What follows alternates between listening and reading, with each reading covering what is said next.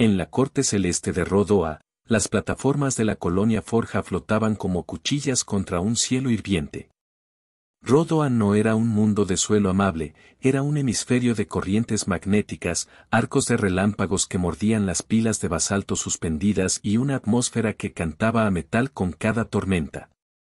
Sobre aquellas mareas aéreas se había erigido la forja, un enjambre de placas ensambladas por manos desesperadas, hangares, viveros, hornos de refusión y templos de orden práctico. La humanidad había llegado no para domar el planeta, sino para clavarse en su costado y forjar en la adversidad una ciudad que desafiara a la muerte. El primer ánimo que atravesó la forja no fue esperanza ni miedo, fue decisión. El oído de la colonia estaba afinado a la lógica de la supervivencia, mapas energéticos, sensores de plasma, cadenas de mando. En el centro de todo, un pilar de acero tan antiguo como el primer arribo sostenía la enseña de la colonia, una tela gruesa que había sobrevivido a cientos de tormentas. La enseña estaba chamuscada, su borde izquierdo era una lengua de fibra retorcida que recordaba noches en que la tensión magnética había convertido cabinas en braseros. A los pies del pilar yacía una placa de juramento de acero, una lámina sellada con plasma que llevaba inscritas las palabras de quienes se habían comprometido a mantener la forja a flote. Eran objetos pequeños y rotos, pero no se vendían al panteón de los recuerdos, eran estandartes de una voluntad que no conocía renuncia. Desde la cúpula de mando, el comandante Iker Márquez observaba la expansión gris-azul de Rodoa. Su armadura de combate, negra con plateados fríos, líneas de energía que recorrían la espalda como cicatrices, reflejaba la tormenta. Iker no era un hombre de discursos, era la suma de decisiones que pesan como plomo. A sus pies, la ingeniera Talia Ruiz calibraba los transmisores, mientras que Nael, un técnico de ojos grandes y manos temblorosas, ajustaba un sensor de viento que parecía más una reliquia que una herramienta. Entre ellos, la fe no era una plegaria sino un ritual, una rutina de chequeos, una mirada a la placa, el gesto de tocar la enseña antes de subir a la pasarela. En las madrigueras de la colonia, los que quedaban contaban historias sin palabras, y en la noche magnética, la narrativa principal era simple, resistir. Los Traax llegaron primero como un rumor en las corrientes. No eran bestias sin forma ni máquinas sin alma, eran naves vegetativas, organismos sintéticos recubiertos de cristales que refractaban la tormenta. Su acercamiento quebró la calma con un patrón preciso, sondas que explotaban como flores de hielo, remolinos de partículas que desordenaban los compases de los sensores humanos.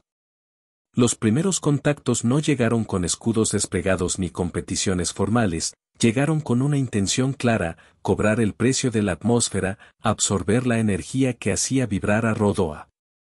La humanidad, que acostumbraba a negociar con herramientas y esferas de acero, se encontró frente a seres que comprendían la física de las corrientes como un organismo comprende sus venas. El ensamblaje inicial del conflicto fue frío y calculado. Las ondas Traax no eran invasoras azarosas, eran arquitectas de apropiación. Donde tocaban, el basalto empezaba a cantar con frecuencia extraña y las estructuras humanas se recubrían de un vidrio rígido que drenaba calor. Para la forja quedaba el mismo abanico de opciones que para cualquiera que se enfrenta a la extinción, huir, rendirse o pelear con una táctica que transformara su debilidad en arma. La elección fue obvia por su impudencia, pelear. En ese primer fulgor, la sensación que impregnaba el aire era acero azul. No era el azul de la belleza, sino el azul del desafío, frío, cortante, sin remisión. Desde la omnisciencia, la escena se veía con claridad quirúrgica, soldados que repasaban una formación casi ritual, técnicos que ensamblaban cargas de pulso, sacerdotes laicos que ajustaban reliquias a los uniformes. La forja, en su esplendor y precariedad, se preparaba para algo más que una defensa, se preparaba para una declaración. La planificación dentro de la forja fue una coreografía de precisión y fe práctica. No hubo oraciones en voz alta, pero sí gestos que eran su equivalente, tocar la placa de juramento una vez antes de iniciar la misión, pasar el dorso de la mano por la enseña chamuscada. Aplastar un sello de metal en el casco como quien deja una cruz. La estructura de mando se desplegó como un mapa holográfico, líneas de luz que trazaban corrientes de plasma y zonas de drenaje. El enemigo, representado en trazos de cristal celular, ocupaba puntos difusos, no buscaban territorios, sino nodos energéticos. Cada nodo que controlaban disminuía la capacidad de flotación de una plataforma humana. El plan de Iker fue audaz en su sencillez. La forja no podía sostener una línea estática de defensa, debía ser máquina de sacrificio y movimiento. Se organizaron 3 columnas, la primera, liderada por Talia, sería el martillo técnico, técnicos con cargas de pulso y microreactores listos para destabilizar los núcleos refractarios Traax.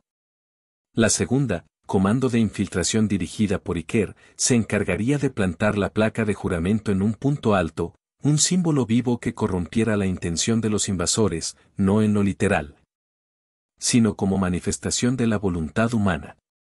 La tercera, una línea de minas electromagnéticas y defensas puntuales, se encargaría de mantener el teatro de operaciones lo bastante caótico para que los Traax no pudieran modular sus patrones de absorción.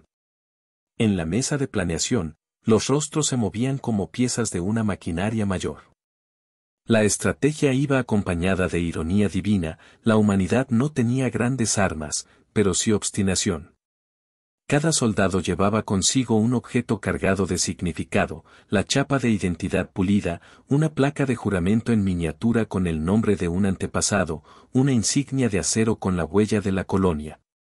Nael, que había perdido a su hermana en la primera ola, sujetaba una pequeña esfera de vidrio opaco que contenía un pedazo de la vieja tierra de la forja, no tierra literal, sino una reliquia de la primer soldadura que ayudó a unir 2 placas. Era una superstición envuelta en metal, y en la forja, la superstición funcionaba como cálculo. El equipo de Iker no era nuevo en épica, pero sí en posibilidades. Talia había diseñado un artefacto que llamaban el núcleo de contrapunto, un reactor de pulso capaz de generar una frecuencia que, en teoría, alteraría las estructuras cristalinas de los Traax. No era un arma convencional, era un sablazo sobre la lógica del invasor. Los Traax funcionaban como jardines de cristal que, bajo ciertas frecuencias, resonaban y se volvían frágiles. Con una mezcla de ingeniería y fervor, la forja contaba con una pequeña ventana de oportunidad para desarmar la invasión desde dentro. La atmósfera táctil de la preparación fue de calma febril. Los hombres y mujeres se movían con la parsimonia de los que han practicado lo inevitable. El plan exigía sincronía, un disparo desde las plataformas norte que desorientara a la corriente invasora, el despliegue del núcleo en la loma central y la plantación ceremonial de la placa de juramento en la torre principal, visible para los sistemas de percepción Traax. No era una reliquia que creía en dioses, era una declaración material, los humanos valoraban su unión. Si la placa pudiera actuar como ancla semiótica en la red sensorial de los Traax, ¿acaso interferiría en su coherencia? Dentro de la ciudad, el clima reforzaba la metáfora. Las nubes seguían dibujando estelas de electricidad en tonos de acero, y el desgaste en las armaduras era un mapa del destino, arañazos que contaban embestidas anteriores. Quemaduras minúsculas donde la energía había lamido los paneles. La forja parecía una máquina bella y herida. Nadie dibujó conclusiones triunfales, todos eran conscientes del equilibrio frágil entre audacia y locura. Iker lo sabía. La diferencia entre heroísmo y suicidio era una línea más delgada que el filo de una viga. Mientras el plan tomaba forma, los Traax avanzaban con lentitud de depredadores seguros. Desde la omnisciencia se reconocía el patrón de su acercamiento, concentraciones que formaban anillos, luego espirales que se cerraban como cortejos. Y en esa geometría fría, la forja vio la ventana sobre la que construir su respuesta. La primera chispa del enfrentamiento tuvo la elegancia de un terremoto, no era estruendo, sino una alteración de compases. Las primeras oleadas Traax desplegaron nidos cristalinos en los bordes de las plataformas, conectándolos con filamentos de vidrio que drenaban calor y vibración. Las defensas humanas respondieron con la urgencia de la necesidad. Minas electromagnéticas estallaron en coronas de luz, proyectiles de pulso cortaron filamentos, y pequeños enjambres de drones liberaron campos que quemaron las nanoestructuras cristalinas. Hubo momentos de belleza violenta, cristales fracturándose en arreglos de luz, partículas flotando como nieve metálica. Pero los tracks eran adaptativos. Cada pérdida se transformaba en una nueva forma de abordaje. Donde uno caía, emergía otro que explotaba la dispersión de la defensa humana. Entraron en la red de la forja con una paciencia glacial, aspirando energía de las uniones menos protegidas. Una plataforma menor se desprendió, su soporte magnético sobresaturado, un grupo de civiles cayó en la oscuridad de la corriente. La escena apretó corazones y forjó decisiones más afiladas. Iker y su equipo ejecutaron la maniobra planificada con una mezcla de precisión y furia contenida. Talia ascendió con el núcleo de contrapunto en una cápsula blindada. El símbolo metálico de la placa de juramento se mantuvo visible en la torre alta, como una herida orgullosa. Nael, encargado del enlace, distribuyó la señal que sincronizaba el pulso del núcleo con las detonaciones de distracción. En la coreografía, cada gesto tenía la exactitud de un sacramento, tiempos milimétricos, contactos sellados con metal y respiraciones contenidas. El núcleo encendió su primer anillo de frecuencias y los cristales tracks empezaron a vibrar. Lo que no era obvio fue el costo. La frecuencia elegida por Talia había sido calibrada para fracturar estructuras cristalinas, pero el pulso afectó también a las uniones magnéticas humanas. Pasó lo que todo plan legítimo teme, el martillo golpeó a ambos lados. Una plataforma cercana comenzó a perder integridad, soportes que parecían inamovibles cedieron ante la resonancia. Los técnicos tuvieron que hacer elecciones instantáneas, continuar y arriesgar más colapsos o detener y dejar a los tracks recomponer su arquitectura. Eligieron seguir. El centro de la batalla se convirtió en un anfiteatro de decisiones. Los soldados de Iker realizaron asaltos focalizados para sostener la línea, arrastrando cadáveres de metal y escombros como si fueran trapos. El enemigo respondió con una táctica que descubrió una nueva dimensión de la lucha. Los tracks liberaron una emisión que no mataba a la carne, sino que saturaba las redes sensoriales humanas con visiones de derrota. Un eco que transformaba el miedo en densidad. Muchos cayeron por horas, incapaces de moverse por imágenes mentales de plataformas cayendo, de gritos de pérdidas. Era una tortura psicológica aplicada con geometría fría. En ese embate, la placa de juramento encontró su función imprevista. Plantada en la torre, su presencia no era materialmente capaz de interferir con la biología cristalina. Pero su inscripción y el acto de colocarla crearon un patrón de coherencia humana que resonó en los detectores tracks como algo inesperado, una señal compleja no energética sino semántica. Talia, consciente de la posibilidad, añadió un matiz: la placa no solo fue colocada, fue activada con una frecuencia de pulso que no pretendía fracturar, sino insistir. La insistencia humana se convirtió en un ruido dentro del sistema receptor tracks, un punto ficticio que rompió sus cálculos. El coste fue alto. Minas que debían proteger un corredor detonaron antes de lo previsto para contener el avance de un cristal mayor. La detonación arrancó un puente entero. La forja perdió contactos, vidas, cargas y el brillo de algunos módulos. La armadura de Iker recibió impactos que doblaron las placas laterales, las soldaduras chispearon como ojos heridos. La enseña chamuscada ardió una vez más cuando una ráfaga de plasma lamió la cúpula. Cada daño era una historia, y la colonia compilaba esas historias en un archivo de cicatrices. Aún así, la táctica comenzó a mostrar rendimientos. Los cristales tracks, sometidos a la disonancia de frecuencias, comenzaron a fracturarse en patrones no lineales y a desprenderse en cascadas. Los tracks perdieron anillos organizativos. Lo que comenzó como un ejército sereno derivó en un enjambre desarticulado. La forja, pagando un precio en metal y carne, ganó un espacio de respiración. En la omnisciencia de la escena se veía la ironía divina, los invasores más sofisticados eran subyugados por algo que no podían medir, La obstinación humana articulada como ruido, una fe práctica. Pero la victoria parcial cargaba otra advertencia: los Traax no eran una sola entidad, eran una red. Fracturar partes no bastaría. Si no se atacaba su núcleo, el remedio sería temporal. La siguiente etapa exigía un sacrificio más extremo: llegar al corazón de la red cristalina, allí donde la colonización de energía se tejía en una órbita. Para hacerlo, alguien debería cruzar la zona más inestable de Rodoa, un cinturón de vientos que despedazaba chalecos de cables y volvía a los hombres translúcidos con frío. Nadie levantó la mano, la decisión se tomó por el peso de la necesidad. La misión hacia el núcleo fue una odisea contra el propio planeta.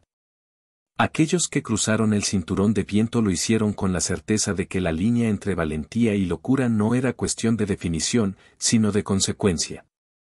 Iker lideró la columna de choque, Talia y Nael le siguieron con el núcleo de contrapunto protegido en un artilugio que chirriaba como una caja de música averiada. Cada paso era una micra conquistada en un entorno que quería desmembrarlos. El cielo amenazaba con fagocitarlos, descargas que giraban en espirales, vórtices de plasma que parecían dedos gigantes buscando un latido. Llegaron al núcleo cristalino como quien se interna en la habitación de un rey. El corazón de la estructura Traax era una cúpula de cuarzo líquido que giraba con una cadencia hipnótica, una central que absorbía e irradiaba. Crecía en volumen y en un silencio que era casi un insulto. Las ondas que se acercaban eran reprimidas por tensiones de cristal que se solidificaban en microsegundos. Era allí donde la señal humana debía penetrar o perecer. El plan de Iker se transformó en ejecución sin vuelta atrás. El núcleo de contrapunto debía colocarse en el epicentro de la cúpula para generar la frecuencia que fracturaría la arquitectura de resonancia. Pero la cúpula tenía defensas que no eran solo físicas, liberaba emisiones que alteraban el pensamiento, hacían que la memoria traicionara, volcaban imágenes de los seres amados desapareciendo en drenajes de luz. Algunos soldados sucumbieron a esos espectros, volviéndose inútiles por minutos que parecían horas. Iker, con la armadura abollada, avanzó por el sendero que se abría como quien atraviesa por un rito. Talia trabajó con manos que temblaban, ajustando el núcleo, cada tornillo una oración técnica. Nael vigilaba enlaces y emisiones, su esfera de vidrio como única referencia de humanidad en un tablero que pretendía borrar la identidad.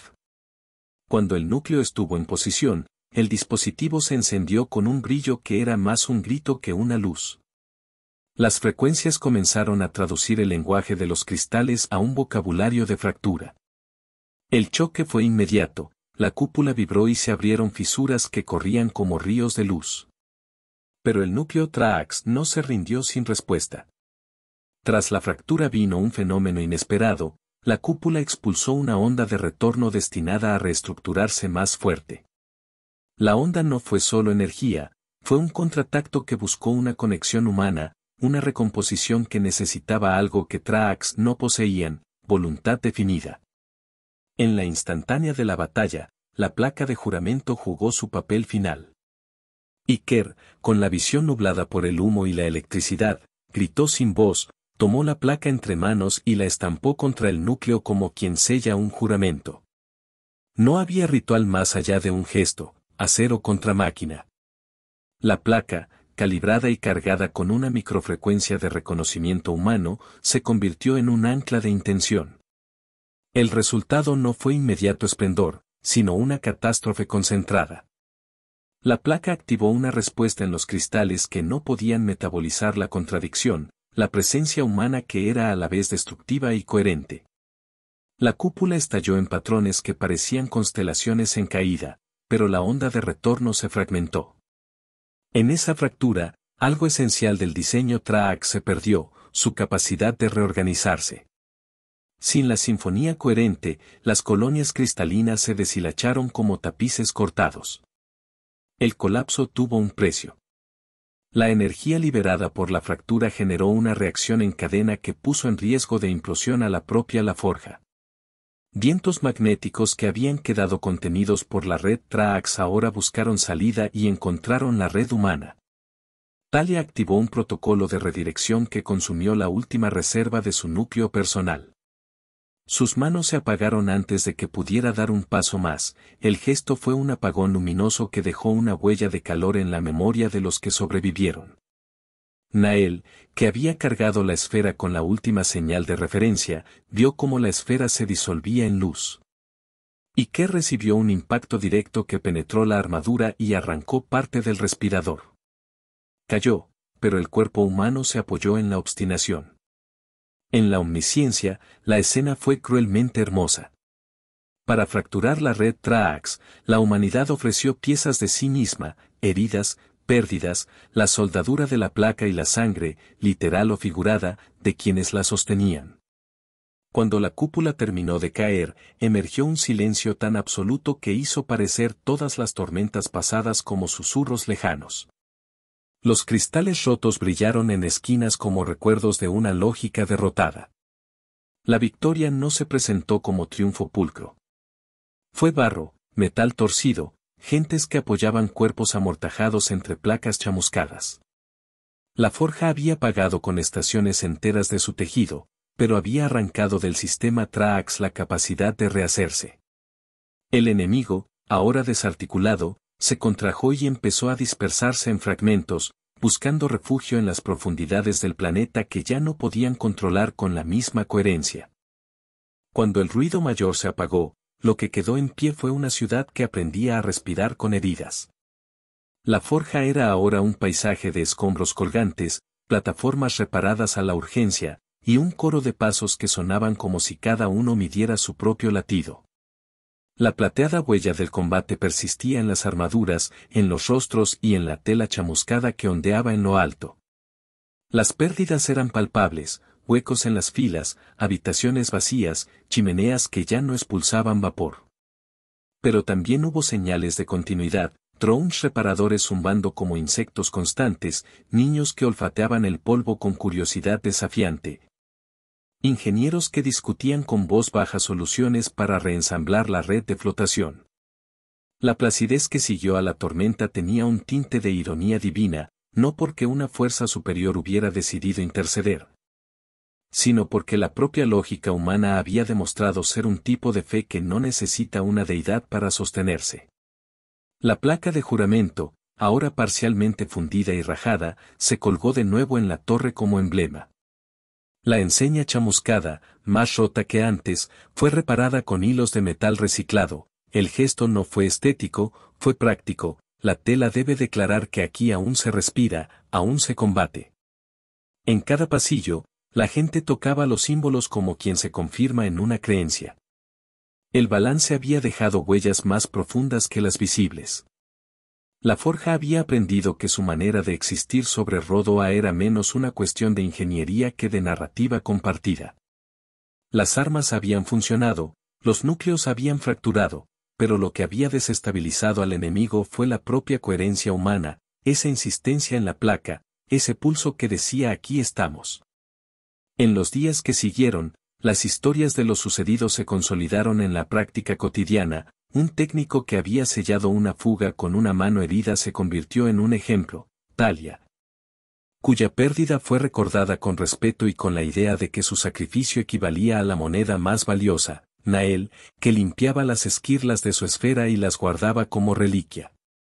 La reconstrucción empezó tan pronto como la gente pudo respirar sin que el metal les gritara al oído.